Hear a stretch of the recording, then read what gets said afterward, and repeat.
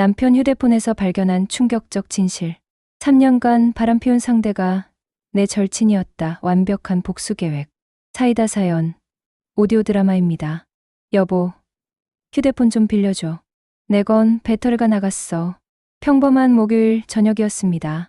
결혼 15년 차 두 아이의 엄마인 저에게는 너무나 일상적인 순간이었죠. 남편 민호는 샤워를 하러 들어가면서 대수롭지 않게 휴대폰을 건네주었습니다.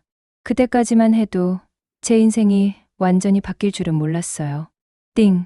하고 카카오톡 알림이 울렸어요. 혹시 급한 일일까봐 확인해 보려던 순간 보낸 사람 이름을 보고 심장이 멈춘 것 같았어요. 수진이는 제 20년 절친이었습니다. 대학 때부터 모든 걸 나누며 지낸 제 결혼식 때 들러리를 서주었던 아이들이 고모라고 부르는 바로 그 수진이었어요. 메시지 내용은 더 충격적이었습니다. 오늘 밤에도 올 수 있어? 미영이한테 또 거짓말하고. 미안하긴 하지만 당신이 너무 그리워. 손이 떨렸습니다. 화면이 흐릿하게 보였어요. 꿈이길, 착각이길 바라며 대화창을 위로 올려봤습니다. 그리고 그곳에는 3년간의 불륜 기록이 고스란히 남아 있었습니다. 저는 휴대폰을 들고 화장실 앞에 서 있었습니다. 샤워하는 남편의 콧노래 소리가 들려왔어요. 평소라면 정겨웠을 그 소리가 이제는 역겨웠습니다. 대화를 처음부터 다시 읽어봤어요. 3년 전 대화에는 수진 민호야. 오늘 미영이 친정 간다며? 우리 오랜만에 영화 볼까? 민호. 그래. 애들도 할머니 집에 있을 거고. 좋지. 2년 전에는 수진 미영이가 우리 사이 눈치채면 어쩌지? 요즘 내가 자주 바빠 보인다고 하던데.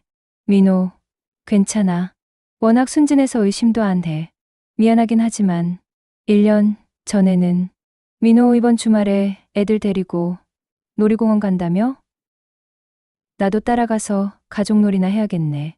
수진, 크크 연기 잘해. 그래도 밤에는 내게 와야 해. 한 달 전에는 수진, 미영이가 요즘 힘들어 보여. 우리 때문인 것 같아서 미안해. 민호, 미안해하지 마. 우리가 진짜잖아. 미영이는 의무감으로 사는 거고. 읽으면서 눈물이 쏟아졌어요. 분노보다는 배신감이 먼저 밀려왔습니다. 의무감으로 사는 거라고? 15년간 당신의 뒷바라지를 하고 아이들을 키우고 시댁 제사까지 챙기며 살아온 내가 의무감이라고요? 그리고 수진이 내가 그토록 믿고 의지했던 친구가 말이지요. 찰칵하고 샤워실 문이 열리는 소리에 얼른 휴대폰을 원래 자리에 두었습니다. 아무 일 없었다는 듯이 TV를 보고 있었죠. 여보, 휴대폰 고마워. 민호는 평소와 다름없이 말했습니다. 수건으로 머리를 말리며 옆에 앉더니 제 어깨에 머리를 기댔어요. 오늘 하루 어땠어? 힘들었지? 그 순간 구역질이 날 것 같았어요. 하지만 참았습니다. 웃으며 대답했죠. 괜찮았어. 당신은? 회사 일이 좀 바빠서 내일도 야근할 것 같아. 거짓말이었어요. 내일은 수진이와 만날 날이니까요. 그래, 고생 많다. 내가 죽 끓여서 보온병에 싸줄게. 우리 와이프가 최고야. 민호는 제 뺨에 뽀뽀를 했어요. 전에는 달콤했을 그 입술이 이제는 수진이도 만진 더러운 입술로 느껴졌습니다. 하지만 저는 웃었어요. 완벽하게. 그날 밤 민호는 골아떨어졌지만 저는 잠들 수 없었어요. 머릿속으로 계속 생각했습니다. 이혼을 할까? 아니면 치밀한 계획에 시작했어요. 다음 날 오전 민호가 출근한 후 저는 바로 움직였어요. 먼저 변호사 사무실에 갔습니다. 이혼 전문 변호사였죠. 불륜 증거가 확실하시다면 재산 분할에서 유리한 위치에 서실 수 있습니다. 하지만요. 상대방이 절친이시라고 하셨는데 위자료는 남편에게서만 받을 수 있어요. 친구분께는 별도로 손해배상을 청구하셔야 하는데 금액이 크지 않을 거예요. 그 말을 듣는 순간 깨달았어요. 법적인 복수로는 부족하다는 걸. 그럼 다른 방법을 써야겠네. 집으로 돌아와서 본격적인 조사를 시작했습니다. 먼저 민호의 카드 사용 내역을 확인했어요. 다행히 가계부를 쓰는 습관 때문에 모든 카드 정보에 접근할 수 있었죠. 그리고 발견했어요. 매주 목요일마다 나타나는 패턴을. 오후 7시에 고급 레스토랑에서 20만 원, 오후 9시에 호텔에서 15만 원, 늦은 밤 편의점에서 3만 원 아마 다음날 아침 식사용. 수진이와 함께 다녀온 여행들. 작년 제주도 출장 수진이 SNS에 제주도 카페 사진. 올해 부산 세미나 수진이 스토리에 부산 바다 사진. 지난달 대구 워크샵 수진이 친구들에게 대구 맛집 추천해줘라고 물어본 기록. 모든 퍼즐이 맞아떨어졌어요. 그리고 더 충격적인 사실도 알게 되었어요. 더 큰 배신을 느꼈어요. 수진이의 SNS를 자세히 들여다봤어요. 평소에는 대충 넘어갔던 것들이 이제는 모든 게 의심스러웠거든요. 그리고 발견했습니다. 수진이가 올린 사진들 속에서 제 집 열쇠가 보였어요. 설마. 급히 예전 사진들을 뒤져봤습니다. 그리고 확신했죠. 수진이는 제가 없을 때 우리 집에서 제 남편과 더 찾아보니 증거가 계속 나왔어요. 수진이 사진 속 배경이 우리 집 거실. 제가 선물한 쿠션을 안고 있는 사진. 심지어 제 침실에서 찍은 것으로 보이는 셀카까지. 내 침실에서. 그 순간 분노가 폭발할 것 같았어요. 하지만 참았습니다. 복수는 차갑게 해야지. 다짐했어요. 저는 3주 동안 완벽한 계획을 세웠어요. 1단계로 증거 수집 완료하고 휴대폰, 대화 캡처 복사본 여러 개, 카드 사용, 내역 정리하고 수진이 SNS 스크린샷들, 우리 집 CCTV 확인, 수진이가 혼자 들어온 기록들을 수집했어요. 2단계 인맥 파악을 했어요. 민호 회사 동료들 연락처 확보하고 수진이 직장 상사와 동료들 정보 수집과 양쪽 가족들의 연락처 정리했어요. 세 번째 단계로는 타이밍 선택이었어요. 민호 승진 심사 한 달 전, 수진이 새로운 프로젝트 시작 일주일 전, 아이들 여름방학으로 친정에 있을 때로 정했어요. 네 번째 단계는 동시다발적 공개하는 거예요. 모든 준비가 끝났어요. 그런데 그 과정에서 또 다른 진실을 알게 되었습니다. 진짜 충격은 민호의 동창 모임에서 우연히 듣게 된 이야기였어요. 야, 민호 그 새끼. 수진이랑 사귀는 거 너도 알지? 뭔 소리야? 민호는 미영이랑 결혼했잖아. 아, 너 몰랐구나. 사실 민호는 원래 수진이를 좋아했었어. 그런데 수진이가 차버렸거든. 그래서 미영이랑 결혼한 건데 요즘 들어 다시 만나고 있다던데. 헐, 그럼 미영이는? 대타였지 뭐. 불쌍한 미영이. 그 대화를 엿들은 순간 모든 게 명확해졌어요. 저는 처음부터 끝까지 대타였던 거예요. 민호는 수진이를 포기하지 않았고 수진이도 결국 마음을 돌렸던 거죠. 그리고 저는 그들 사이의 방해물이었던 거예요. 15년간의 결혼 생활이 모두 거짓이었어요. 그날 밤 저는 마지막으로 민호에게 물어봤어요. 여보, 나를 사랑해? 갑자기 왜 그래? 물론이지. 정말, 정말이야. 왜 이런 질문을 해? 그냥 요즘 우리라 좀 소원한 것 같아서. 민호는 제 손을 잡으며 말했어요. 미안해. 요즘 회사 일이 바빠서. 주말에 우리 가족끼리 여행이나 갈까? 그 순간 마지막 망설임도 사라졌어요. 이제 시작이야. D-Day. 2023년 7월 15일 목요일. 평소와 같이 민호는 야근한다며 나갔고 수진이는 회사 회식이라며 연락을 끊었어요. 하지만 이번에는 달랐어요. 오후 6시 저는 첫 번째 폭탄을 터뜨렸습니다. 민호 회사 단체 카톡방에 메시지를 올렸어요. 안녕하세요. 민호 아내입니다. 혹시 민호가 오늘 야근한다고 했는데 맞나요? 저녁을 싸주려고 하는데 연락이 안 되네요. 30분 후 답장이 왔어요. 사모님. 민호 씨 오늘 6시에 퇴근했는데요. 야근 계획도 없었고요.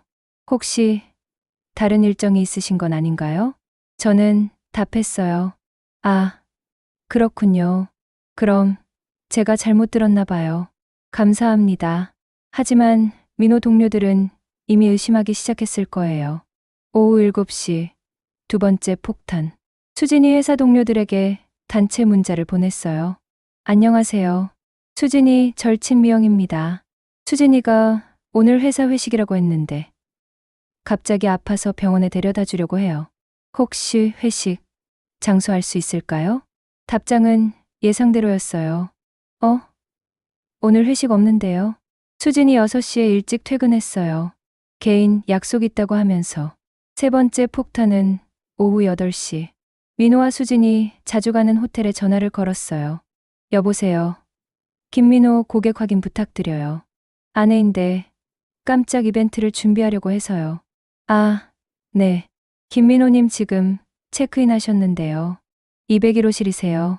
함께 오신 분은요? 여성 한 분과 함께 오셨어요. 감사합니다. 현장 포착을 위해 오후 8시 30분. 저는 그 호텔에 도착했어요. 하지만 들어가지는 않았어요. 대신 로비 카페에 앉아서 기다렸죠. 그리고 오후 11시경. 그들이 나왔어요. 민호와 수진이 손을 잡고 달콤하게 웃으면서. 저는 조용히 사진을 찍었어요. 여러 장, 다양한 각도에서. 그리고 그들이 헤어질 때까지 지켜봤어요. 수진이 차에 타기 전 민호가 입맞춤을 하는 장면까지. 모든 게 사진과 동영상으로 기록되었어요. 이제 마지막 단계만 남았어요. 다음 날 오전 민호가 출근한 후 저는 모든 증거를 정리해서 각각 다른 사람들에게 보냈어요. 민호의 부모님께 아들의 불륜 증거와 함께 15년간 며느리로 살았지만 이제는 더 이상 참을 수 없습니다. 수진이의 부모님께 딸의 불륜 증거와 함께 20년 친구로 지냈지만 배신당한 마음을 이해해 주세요. 민호 회사 상사께 개인적인 문제지만 회사 이미지에 영향을 줄 수 있어 알려드립니다.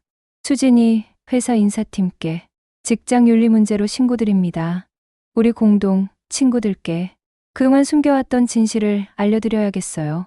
민호 동창회 단톡방에 이제야 말씀드리지만 아이들의 담임 선생님께 가정 상황 변화를 미리 알려드립니다. 모든 메시지를 발송 완료했어요. 오전 10시부터 도미노처럼 전화가 쏟아지기 시작했어요. 먼저 민호 어머니, 미영아. 이게 정말이니? 우리 민호가 그럴 리가. 어머니, 죄송하지만 모든 증거가 있어요. 더 이상 참기 어려워서. 수진이 어머니, 미영이야. 너무 충격이야. 우리 수진이가 어떻게. 이모. 저도 믿고 싶지 않았어요. 하지만 민호 회사에서도 연락이 왔어요. 사모님, 죄송한 말씀이지만 회사 입장에서도 확인이 필요할 것 같습니다. 오전 11시 드디어 민호에게서 전화가 왔어요. 미영아, 뭔 짓을 한 거야? 처음으로 화를 냈어요. 15년 만에. 진실을 말한 게 짓이야? 이런 식으로 할 일이야? 우리끼리 해결하면 되잖아. 우리끼리 3년 동안 나만 모르게 해놓고? 그건 뭐, 사랑이었다고? 진심이었다고? 전화 너머로 수진이 목소리가 들렸어요. 민호야, 어떻게 하지? 회사에서 부르네. 그제야 민호가 상황의 심각성을 깨달은 것 같았어요. 오후 1시 수진이에게서 전화가 왔어요.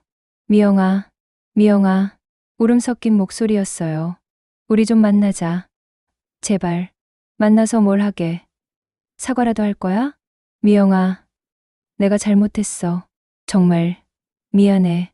미안하다고 20년 우정이 미안하다는 말로 끝나는 거야? 그게 아니라 우리 다시 돌아갈 수는 없을까? 돌아가? 내 남편이랑 내 침대에서 잠자리를 가진 너랑? 그건 어떻게? CCTV야. 우리 집 CCTV.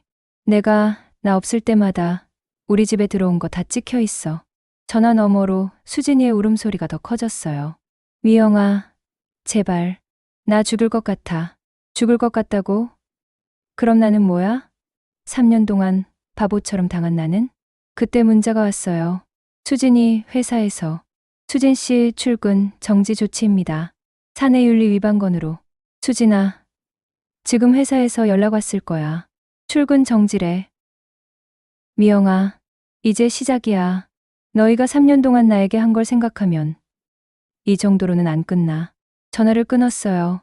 오후 3시 민호가 집에 왔어요. 퇴근 시간도 한참 전인데. 미영아, 우리 얘기 좀 하자. 할 얘기가 뭐가 있어? 이혼 서류는 변호사가 준비해놨어. 이혼. 미영아, 아이들은 어떻게 해? 아이들. 이제 아이들 생각해. 3년 동안 바람 피울 때는 생각 안 했으면서? 미영아, 제발. 이런 식으로 하지 말자.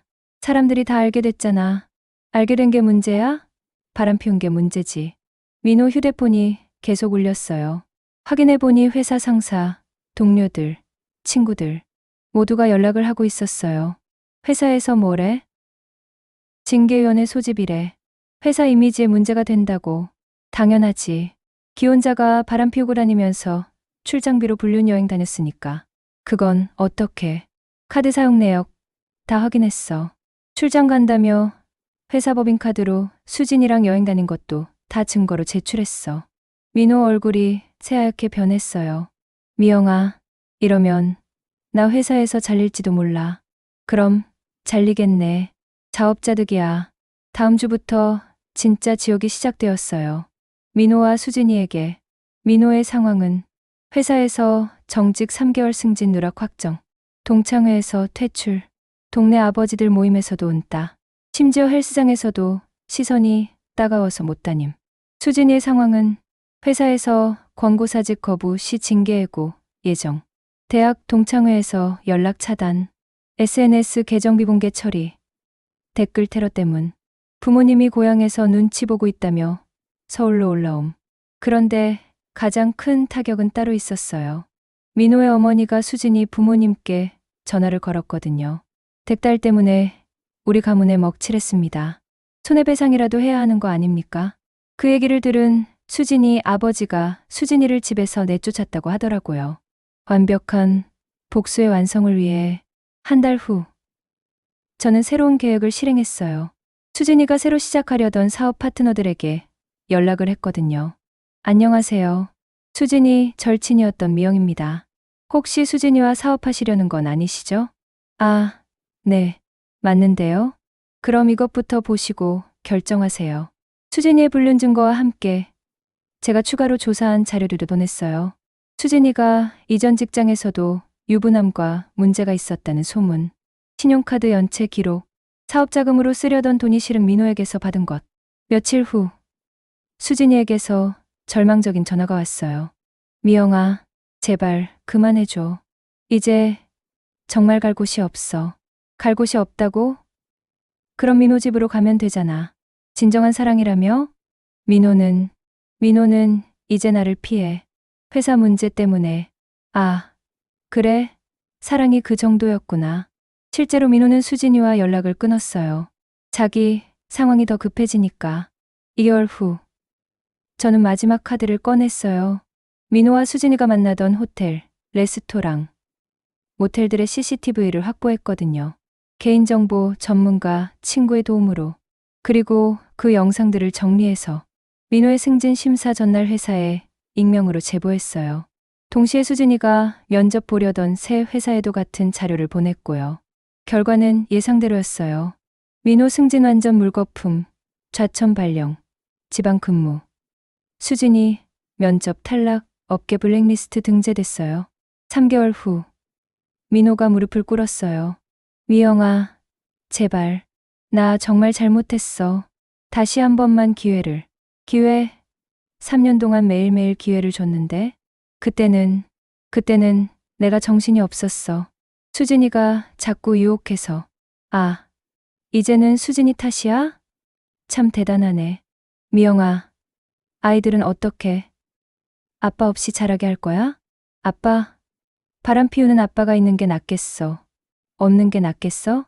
민호는 계속 빌었지만 제 마음은 이미 돌처럼 굳어 있었어요. 수진이는 더 처참했어요. 부모님은 연락도 안 받고 친구들도 모두 등을 돌리고 일자리도 구할 수 없는 상황. 결국 지방 작은 도시로 내려간다는 소식을 들었어요. 이혼이 확정되고 6개월이 지났어요. 재산 분할로 집과 예금의 70%를 받았고 위자료까지 받아서 당분간 경제적 걱정은 없었어요. 아이들은 처음에는 힘들어했지만 점차 적응해 갔어요. 아빠가 바람을 피웠다는 걸 알고 나서는 오히려 제 편을 들어주더라고요. 엄마, 고생 많았어. 이제는 엄마가 행복하면 돼. 큰아이가 해준 말이에요. 그리고 저는 새로운 도전을 시작했어요. 온라인 쇼핑몰 창업. 15년 동안 살림만 하면서 쌓인 노하우를 활용해서 주부들을 위한 생활용품 쇼핑몰을 열었거든요. 의외로 반응이 좋았어요. 3개월 만에 흑자 전환하고 6개월 후에는 직원까지 뽑게 되었어요. 1년 후 우연히 민호를 마주쳤어요. 동네 마트에서. 미영아, 민호는 많이 초라해져 있었어요. 살도 빠지고 머리도 많이 벗겨지고. 잘 지내? 응. 너는? 나? 잘 지내지. 사업도 잘 되고 아이들도 건강하고. 그래. 다행이다. 민호는 뭔가 더 말하고 싶어 했지만 결국 아무 말도 하지 못하고 갔어요. 나중에 들은 이야기로는 민호는 지방 발령 후 혼자 자취하면서 술만 마시고 있다고 하더라고요. 수진이는 아예 연락이 끊어진 상태였고요. 진정한 승리는 무엇일까요? 어느 날 큰아이가 물어봤어요. 엄마, 아빠랑 수진 이모한테 복수한 거 후회해? 후회. 잠시 생각해봤어요. 정말 후회할까? 아니야. 전혀 후회 안 해. 왜? 엄마가 참고 넘어갔다면 아빠는 계속 바람을 피웠을 거야. 그리고 엄마는 평생 바보로 살았겠지. 맞아. 엄마가 잘했어. 그래요. 저는 후회하지 않아요. 15년 동안 성실한 아내, 좋은 엄마, 효부로 살아왔는데 대신당했을 때 가만히 있을 이유는 없잖아요. 법적인 복수만으로는 부족했어요. 그들이 저에게 준 상처는 법으로 보상받을 수 있는 게 아니었거든요. 사회적 매장, 인간관계 파괴, 경제적 타격. 이 모든 게 그들이 저에게 한 일의 대가였어요. 2년 후, 저에게도 새로운 인연이 찾아왔어요. 사업 관련으로 만난 협력업체 대표였어요. 3살 연상의 초혼 남성. 미영 씨가 이혼했다는 걸 알고 있어요. 하지만 그 이유가 뭐든 상관없어요. 지금의 미영 씨가 좋거든요. 정말 오랜만에 들어보는 진심 어린 고백이었어요. 아이들도 좋아했어요. 엄마, 이 아저씨 괜찮은 것 같아. 아빠보다 훨씬 나아. 6개월 후, 저는 재혼했어요. 결혼식 날, 하객석에서 예전 친구들이 말하는 게 들렸어요. 미영이 정말 대단해. 복수도 완벽하게 하고, 새 인생도 제대로 찾았어. 맞아. 가만히 당하고만 있었으면 저렇게 될 수 있었을까? 결혼식을 올리고 1년 후, 옛 동네 친구에게서 민호와 수진이 소식을 들었어요. 민호는 지방에서 혼자 살면서 알코올 의존증으로 치료받고 있음. 회사에서도 문제 직원으로 찍혀서 승진은 영역물 건너감. 아이들과는 한 달에 한 번 만날까 말까. 새로운 여자친구는 없고 만날 여건도 여유도 없음. 수진이는 지방 작은 도시에서 편의점 알바로 생계 유지. 부모님과도 연락 끊어진 상태. 우울증으로 정신과 치료받고 있음. SNS는 아예 탈퇴한 상태. 너무 처참하지 않아? 친구가 물어봤을 때 저는 담담하게 답했어요. 처참해. 그들이 나한테 한 건 처참하지 않았어? 지금은 재혼한 지 3년이 지났어요. 사업은 더욱 잘 되어서 직원도 10명이 넘고 연매출 10억을 넘어섰어요. 아이들도 새아버지를 진짜 아빠처럼 따르고 가족끼리 해외여행도 자주 다녀요. 무엇보다 저 자신이 완전히 달라졌어요. 예전에는 남편과 가족을 위해서만 살았다면 지금은 제 꿈과 목표를 위해 살고 있어요. 당당해졌고 자신감도 생겼고 무엇보다 제 가치를 정확히 알게 되었어요. 어제 큰아이가 말했어요. 엄마, 나는 엄마가 자랑스러워. 아빠한테 당했을 때 가만히 있지 않고 당당하게 맞서서. 그래? 응. 나도 나중에 엄마처럼 당당한 여자가 될 거야. 그 말을 들으니 제가 한 모든 일이 옳았다는 확신이 들었어요. 5년이 지난 지금 가끔 사람들이 물어봐요. 그때 그렇게까지 할 필요가 있었을까요? 그럴 때마다 저는 이렇게 답해요. 배신당했을 때 참고 넘어가는 건 용서가 아니라 비겁함이에요. 상처받은 사람이 당당하게 맞서는 것. 그게 진짜 용기죠. 제 인생에서 가장 큰 위기였지만 동시에 가장 큰 기회이기도 했어요. 그 일이 없었다면 지금의 저는 없었을 테니까요. 복수는 차갑게, 계획은 치밀하게, 실행은 완벽하게. 이게 제가 15년간 속고 산 대가로 얻은 인생의 교훈이에요. 그리고 지금 저는 그 누구보다 행복합니다. 배신당한 그날부터 시작된 완벽한 복수의 기록. 다음 이야기가 궁금하시다면 구독과 좋아요를 눌러주세요. 여러분의 신청 사연도 기다리고 있습니다.